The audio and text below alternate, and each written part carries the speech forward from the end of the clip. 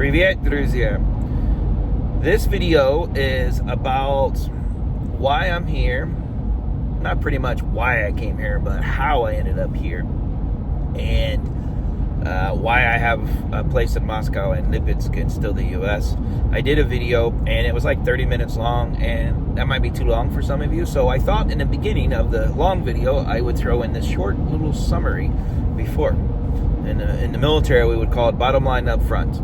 So I'll give you the bottom line up front, and then you can, if you want to listen to the long story, you can. So my wife is Russian, and for some chance to help some people, I took a trip, ended up in Kiev, wanted to travel more, so I came to Russia, visited some of her relatives, came again, ended up in Crimea, loved Crimea, convinced my wife to buy a place in Crimea. She thought maybe to retire in Crimea. So I did that, and then going to Crimea, it was never really easy. You never get there in one trip from the US, so you end up spending a day in Moscow, and I started spending a day or two in Moscow and loved it, started extending that longer and longer, and said, hey, I love Yalta. We bought a place in Yalta, so now I think I'd like a place in Moscow. She had some relatives in Moscow, so we bought a place in Moscow. We needed something cheap, so we bought in Skonya, and it was close to the airport, because we would fly straight from New York to Moscow, so it made sense. Yes, there's plenty of better places, but for us, it made sense. So we did that, and then she kept thinking about retiring, and then we looked at Yalta's not the best place really she wanted a farm. It's not really the best place for that, and Yalta's great for vacation, but it's probably not the best place to live year-round. So we ended up selling that, and we bought a place in Lipetsk. And so now we're building a house in Lipetsk. I still have my place in Moscow because I love Moscow. I love people. She doesn't. She prefers to be out by herself. So that's why we have a place in Lipetsk, and I have a place in Moscow. And I still have a business in the U.S. My kids are in the U.S. So I'm not really ready to give up on that. I'm not like some of these other YouTube channels with the big family and stuff. Nothing against them, but I'm not running from the U.S. I love the U.S. It's made me and my kids a great life. I still have a great income. There are some things I don't like about it, and there are reasons why I would rather be here, but that's not what this video is about. But so I'm not running, so I'm not ready to pack everything I have in the US and never go back. That's just not going to happen for me. I'm a little older than most of those YouTubers you see that on. My kids aren't going to come here and live here. My kids are in their 20s, so at the same time I still want to see my kids. One's got a grandkid, so I don't plan on spending every day of the year here. So I'm gonna go back. So my business is still there. I have my house and car. And now this I don't mention in the long version of the video. We made an apartment in our house. We have a small farm. It's like 2 hectares, and it's in the middle of the city, which is odd. But in my house we have a small apartment, and we actually have a Russian couple who moved to the U.S., no kids, and they're in their 30s, and they have moved into our property in our apartment, and the plan is they're going to take care of the property when we're gone for long periods of time, months. That's the plan, and that way they can cut the grass, take care of whatever animals we have there for now, but do minor repairs, that kind of thing, like caretakers, and we charge almost nothing for rent for them. It's a good deal for them, it's a good deal for us. So that's why we still have the place in the U.S., and I'm not going to give it up ever. Eventually, as I get older, I might sell it, get a small apartment or something, but I'm never not going to have a place in the U.S. So that's it. And if you want to hear all the boring details, continue to listen, and I'll merge the 2 videos. But once again, spasiba.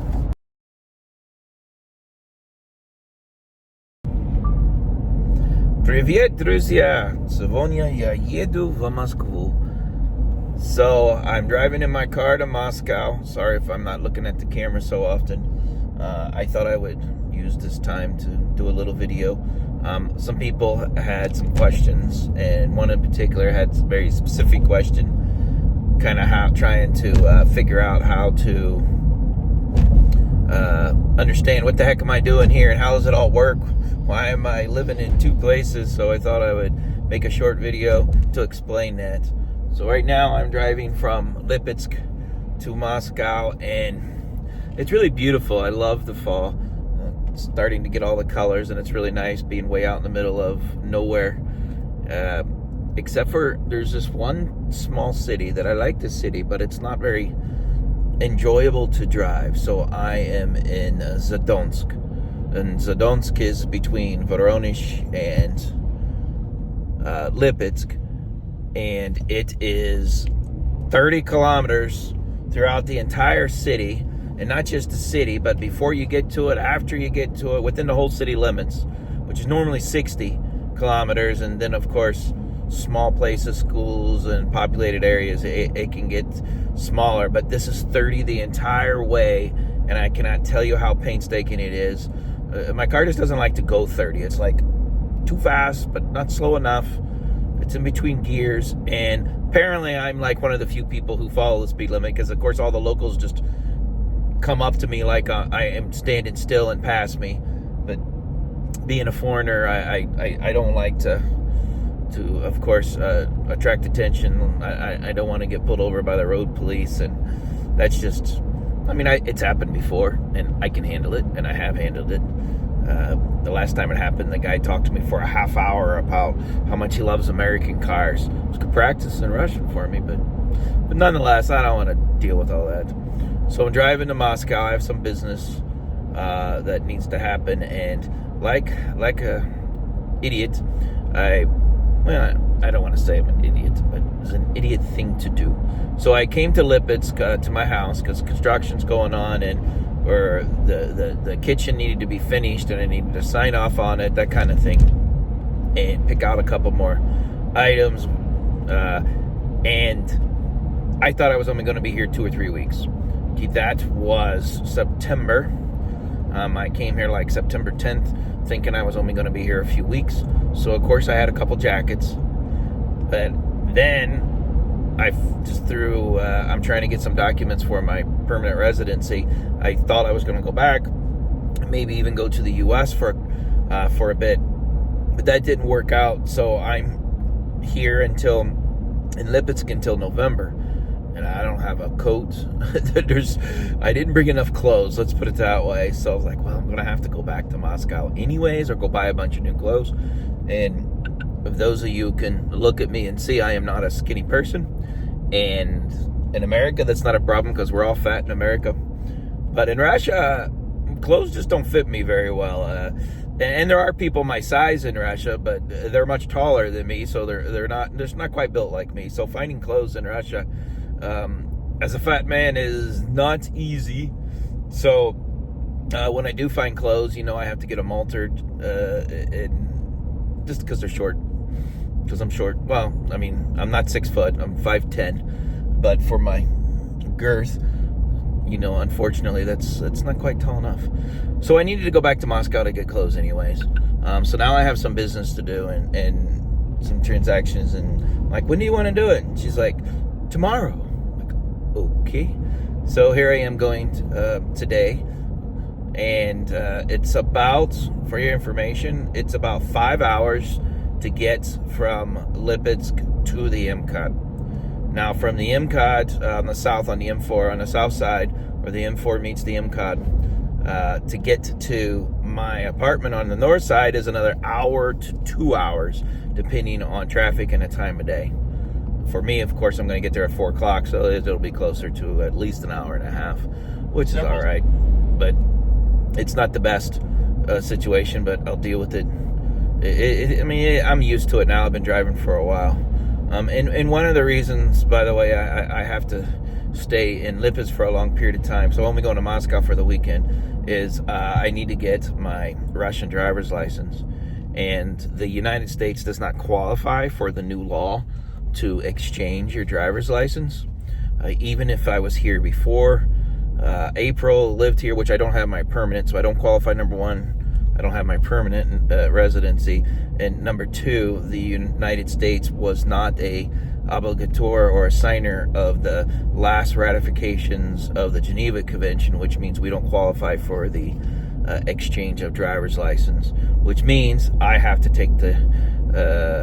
do everything a normal Russian citizen does to obtain my driver's license, and that would be I have to go to Autoshkola, I have to go to school, and get a certificate from them of completion of the school. And that normally takes 2 to 3 months, because of course most of those schools are designed for people who have never driven a car. Of course, I've driven a car for over 35 years. I know how to drive a car, but at the same time, the schools need to do the minimum of what the government requires, and I need to do it in Lipetsk, not Moscow, because that's where I'm going to take the test, and they take you on the routes that the actual road police assign to you. So I don't want to wait 2 or 3 months. I don't need 2 or 3 months, and I'm studying the questions. There's 800 questions, proposed questions for the exam, and then there's 40 different exams, and each exam only has 20 questions, 20 of the 800. If you get one wrong, you get 5 more. If you miss 3, you fail the test. And I'm studying every day with my Russian teacher online, and what we're doing is just the questions. So we first go over, the website's really great. The road police has a website that you can go to and get all the questions to do practice exams, and it's really nice how they have it set up. And the ones that you make mistakes, you can go back over and do it. And they break up the questions into categories. One's like medical, one's about turn signals and headlights. And so we're going over it category by category, and I'm not just trying to memorize the questions. Sometimes I do in the beginning, but that only helps you.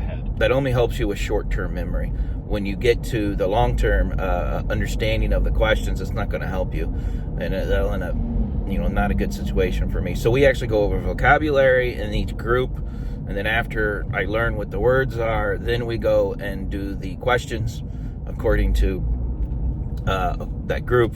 And then eventually, once we're done with all the categories, then I'll start the practice exams, which are the same questions, just random 20 of the 800. So that's what I'm doing, and I found a school that is willing to allow me to attend for just 30 days instead of the longer version, and it's not very much money. It's less than 10,000 rubles, so to me it's not a big amount of money to do something that I got to do.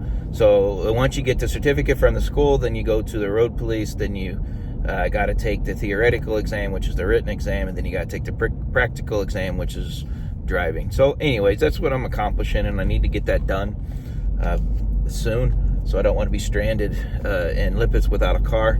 Obviously Moscow, that's not a big deal, but in Lipetsk, in the village, I mean, in theory you could survive. There's a bus that comes to the village, but there's no way I'm going to do that. And I mean, we live kind of far out. It's a ways. It's about 45 minutes outside of the city of Lipetsk in our village. And that's a whole nother topic. That's what my wife wanted. I really don't want that.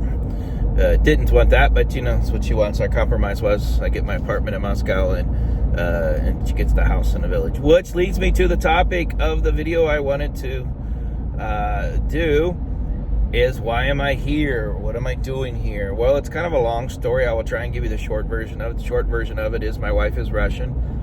She is from Moldova, Soviet Union time, of course. And she moved to the U.S. in the 90s with her son. He was 3 years old at the time. After that, her mom, or her aunt came first.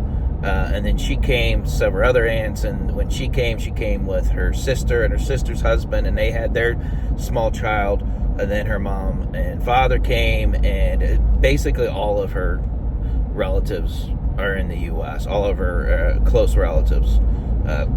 Now, her mom's sister still lived in Moldova, and so she has relatives that lived in Tiraspol, and they some of them moved to the U.S., and some of them just recently moved to Moscow, which is where my connection was in Moscow.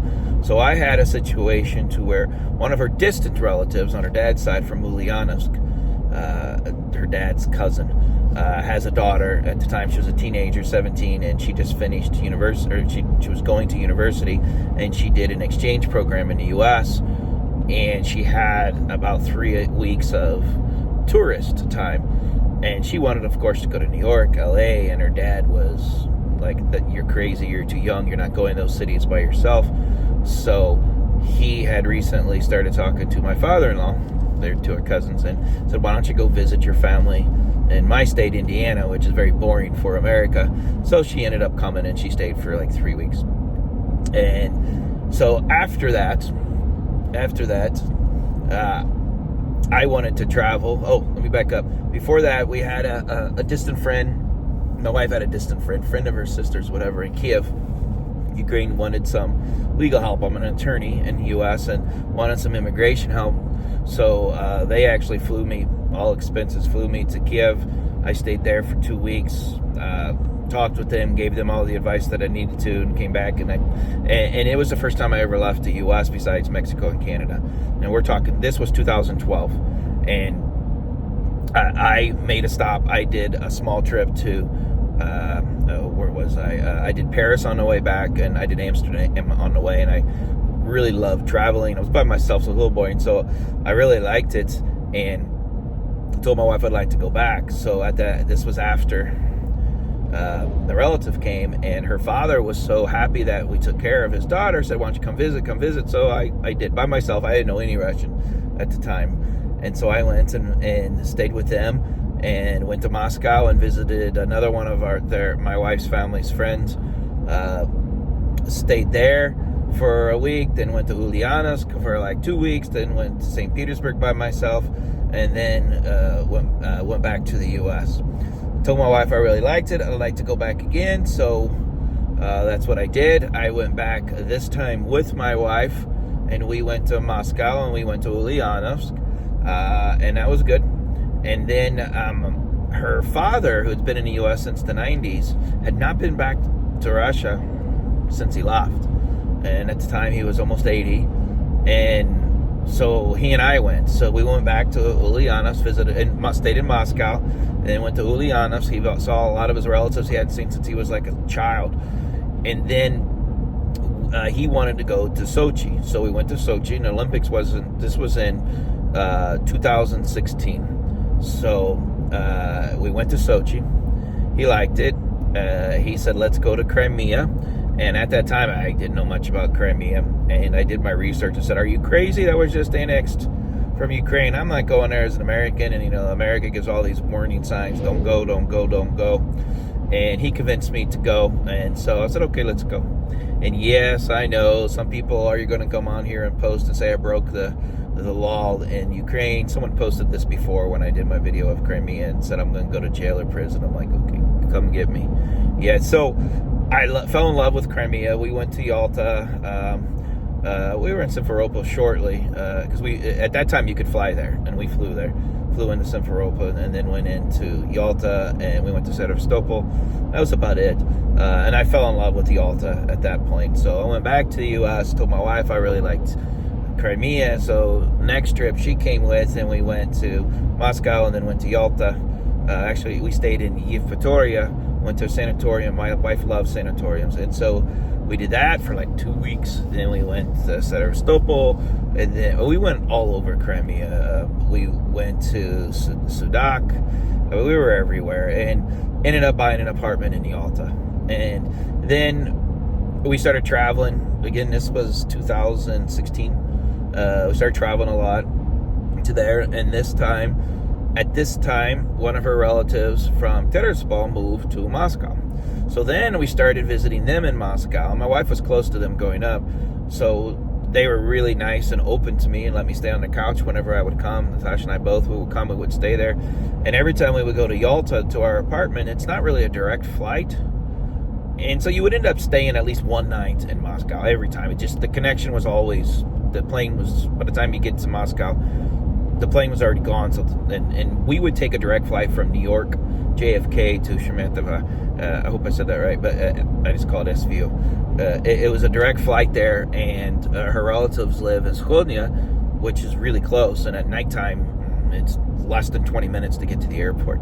Even in the daytime, it's only like 35, 40 tops, as opposed to Vnukovo. Oh my goodness, that's and Medvedev. I mean, those are 2-hour drives if you live on the north side.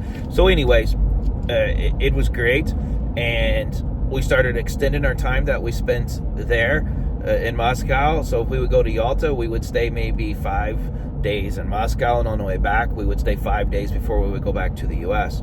So at this point, I just told my wife, let's just buy something in Moscow. I really like it. There's lots to do.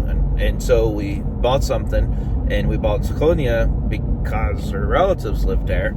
And it was actually much cheaper. It's in Moscow Oblast, but it's not in the city. It's actually a micro district of Himki.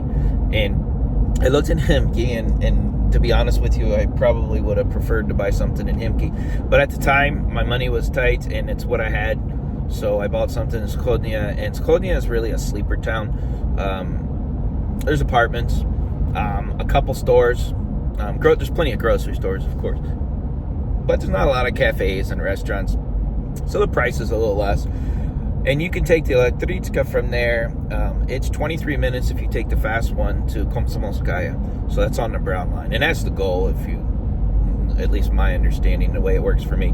If you can get, however long it takes to get to Brown Line, that's what you judge how far away you are from the city. Because once you get to the Brown Line, you can get anywhere in Moscow in a half hour or less. So for me, that was fine. The only bad news is the fast Elektricka isn't always. It stops running about 9:30, 10 o'clock at night. So then you have to get on the slow train, and that one's like 50 minutes. Or from us, we can go to Hoverna, and Hoverna is about 16 minutes. And Hoverna is the last train stop on the north side from the Green Line, and then we can take that metro to anywhere. So if you want to go from my door to somewhere in Moscow, it's about an hour and 15 minutes. And I know to foreigners that may sound like a lot of time, but in Moscow, it's not too bad. But if you're active and you go to the city every single day, it's horrible, of course. Who wants to do that commute? But I don't go to the city every day. I go maybe once during the week and maybe once on a weekend. So for me, it's not that bad. It's really not bad at all. I don't mind. And my apartment was 5 million rubles. I did remodeling for another 3 million, and so I got about 8 million, including furniture and everything into it. And it's almost 70 square meters, 2 bedrooms, a living room, kitchen combo. I mean, it's fine. You can, for that same price, anywhere in the center of, not even dead center, but anywhere in Moscow near a metro, it's going to cost you at least 20 million, if not 25 to 30 million for the same apartment. So for me, it was better. If I worked every day, of course I would do it. And I'm looking to exchange it, to sell it, and buy something on the south side of Moscow. I don't know where yet, but somewhere on the Green Line. I'm looking because, again, I go to and from Moscow and Lipetsk so often, it's adding an hour and a half to 2 hours, depending on traffic, to my journey. So if I live on the south side, I can shave off at least an hour or an hour and a half of my drive each time, and I'll be close to a metro. So I'm thinking that's what I'm going to do. My apartment's worth a little more now. My apartment's worth about 12, so it's a little better than the ones I've been looking at. Are about 25 million is what I need to spend. So I'm working on that. So meantime, my wife's relatives moved out of Sklodnia, and they moved to the center of Moscow. So they're not there anymore. I spend most of my time in Himki. I go to some language clubs. One of them is in Himki. Every day, if I want to go hang out at a cafe or something, I go to Himki. It's 15 minutes. Get on the Elektricka and I go. It's not too bad, but that's what I do. It's okay. I don't mind it at all. The connection to Lipetsk. So during COVID time, we just did not go to Yalta so often. For many reasons, of course, but we just didn't go. And we had someone renting it for a while. Well, not even renting it. We let her use it for free because she was doing remodeling hers, and it was just a bad. You can't let apartments sit empty. It's not very good for it. Mildew reasons or whatever. It's just not good. So we let her stay there, which is great. And then my wife was, towards the end of COVID, my wife was forcing me to go. She goes, you need to go to Yalta. And I'm like, it's December. Yalta's boring in December. I don't want to go. But she's like, you need to check on it and all that. And I understood that. So I did. But it's not that much fun in the winter. I don't know a lot of people. So it just wasn't so exciting for me. And at this time in Moscow, I have a lot of friends. I enjoy myself. I have so many things to do. So my wife and I decided to sell Yalta, and said, you know what, if we want to go to Yalta, we could just rent a place for a couple weeks. Let's just sell it. And so we did. And that was right before the current military situation, by the way. It was in December. And so we sold it. And my wife's plan, I know this is a long story, I told you all it was. My wife's plan was to retire here in Russia. And she stopped work, and she's been my accountant for 10 plus years in my law firm. And my law firm has just grown, and now I have partners, and it's better to have a third-party accounting instead of the spouse of me. So it's a little more open, I think. And my wife just doesn't want to work so much. She loves taking care of the farm at home, so that's what she likes. So slowly she's retiring. We hired a firm. They didn't do a very good job, fired him, and now my wife's trying to fix it all. And we interviewed a new firm, so the new firm's going to be taken over, and she'll be back to not working. But she has animals in the U.S. that, this is a bad thing to say, she's waiting for them to pass. They're her pets, and we can't ship them to Russia. We can, but it's very difficult. So she's kind of hesitating coming, so it's okay because we don't have the house ready yet. So in about a year, she'll be here full time, I believe. And she's got her grandson there, so she's kind of not eagerly trying to rush it. Me, on the other hand, I wanted to do my temporary residence permit, because I was just fearful after the military situation that, maybe they'll stop doing tourist visas. I was on a 3-year tourist visa, and I'm glad I did. So the negative is with that is I have to spend 6 months and 1 day inside Russia. So that's why I'm here all the time, and you may not notice it, but I'm not here with my wife, which sucks. Yes, it does, but it's okay. So now I have the house in Lipetsk. My wife, at some point in her 30 years of living in the U.S., she was unhappy and moved back to Russia. It was right before I started dating her. So this was more than 12 years ago. And she moved back to Russia, and she moved to Lipetsk. I don't know why she picked Lipetsk. I've asked her, but as a man, I don't listen very well. So I'm like, exactly sure, but she moved to Lipetsk. And so she was here for a couple years, and her son was here. He did a year of high school here. So he had lots of friends here. And her son and I have traveled to Russia, and we actually went to Lipetsk, and one of his school classmates, celebrated a 30th birthday. So I got to meet all of the classmates, all of his friends, and all that. So my wife had this idea, if we're going to move somewhere in Russia, maybe a place where her son has friends, might encourage him to come visit. Well, that was her plan. You know how moms are. We originally thought about going to Ulyanovsk because of the relatives, but it's too cold there in the winter. The snow starts in October. It doesn't stop until April.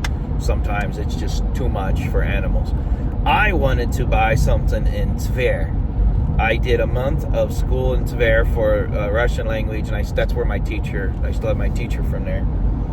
But she didn't want to do Tver. I like Tver because it's only 2 hours from Moscow. It's great.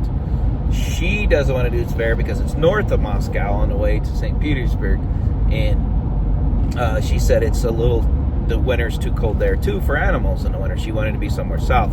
We looked at Krasnodar, and we looked at Sochi. Yalta's not a good place if you want to farm and stuff. It's just not, and neither is Krasnodar, in my opinion. And for certain animals and stuff, it's just not enough. It's not green enough, I guess. So she said, "Well, how about Lipetsk?" And I really didn't want it, but you got to make the wife happy. Happy wife, happy life. So we did. So that's the connection to Lipetsk. And I don't want to lose my Moscow apartment. It's paid for. The cost of it, monthly expenses are not that much. The taxes aren't that much. I mean, of course, I still have an income in the U.S., so I could say that easily. If I was in Russia, I think I would choose Moscow or Lipetsk. I don't think both. Or I would get a really tiny apartment in Moscow, a studio or something. But for us, it's fine. And I don't mind investing in real estate. It's kind of a place to park money for a while. If I ever need it, I could always sell it. So that's why Lipetsk, that's why Moscow. And I have my kids in the US. My oldest is 24, and then my other daughter's 22, and my son is 20. My son is still in university, and my girls are out in the working force. One lives in Michigan, and one lives in my city. And then my wife's son is 32. He'll be 33, and he's got a baby, and he lives right down the street from our house in the US. So I'm not ready to give up on that, and I still have my company there. I still go back. I spend at least 4 months out of the year back in the US, and try and break that up to where I go back to my company and take care of things that only I apparently could take care of. But I do work. Yesterday I worked like 4 or 5 hours on the computer. We had a lot going on. But I do work from here. It's just all on a computer. Phone calls, emails, conference calls, those kind of things is pretty much what I do. I really don't do daily tasks. I usually just manage the flow and things like that. Like, we're going to do some new computer software, so I got to connect with the IT people, the third-party company, and my IT guy. And you can understand. It's just a lot of organizing and stuff like that. That's what I do. We have 5 attorneys there, and then they go to court every day, and then I have like 7 employee support staff, so they do all that. So I work remote, deal with clients and things like that. So I go back and forth, and I do that. So that's my connection to Skolnia, and that's why I'm in Lipetsk of all places, because believe me, if you said pick a city in all of Russia where you would like to live and retire in, Lipetsk would not be on my list anywhere. But of course, once you find a place and you kind of start to make it your home, it gets better. And it's kind of funny, because one of my wife's son's really good friends, his name is Ali, and he's born in Russia, and he has some small businesses, so him and I get along. And whenever I first started coming to Lipetsk, I would stay at hotels and things. He was so generous. Not only would he, and I was without my wife most of the time, not only would he schedule and set up the not hotels, but like Airbnb, he would take care of it for me, and he would pay for it. Now, obviously, because he wants to do, the reason is he wants to do business with me in the future. But at the same time, he treated me like I was in his home. But so that was nice. And then eventually, I stopped him from doing that, and he hooked me up with the lady that has different apartments that I would rent in Lipetsk. But we're still really good friends, actually. And I went to 2 of his birthday parties. He's got a wife and a daughter. We bring clothes and stuff for them. And he opened up a cafe. And so now I just go hang out at his cafe every day. And all of his classmates who still live in Lipetsk stop by all the time. So I guess by I've tapped into his friends. So now most of my friends in Lipetsk are my wife's son's friends from school, which is kind of ironic. And we get together all the time, and I send photos to Sergey, my wife's son, all the time, and say, you sure you don't want to come live here? So it's fun. They're all younger than me, of course. They're in their 30s, and I'm 52. But nonetheless, it's something to do. So I'm starting to enjoy myself in Lipetsk. But I have more to do in Moscow still. But we need to finish our house, so I'm here. Again, I told you this is going to be a long story, and I'm rambling. So I think maybe in the beginning of this video, you'll see maybe a short version of this, and then I'll say, hey, if you want to stick around to hear the details on the long version of this. So that's it. For those of you who stayed for the full 30 minutes, spasiba. Thank you, and stay tuned.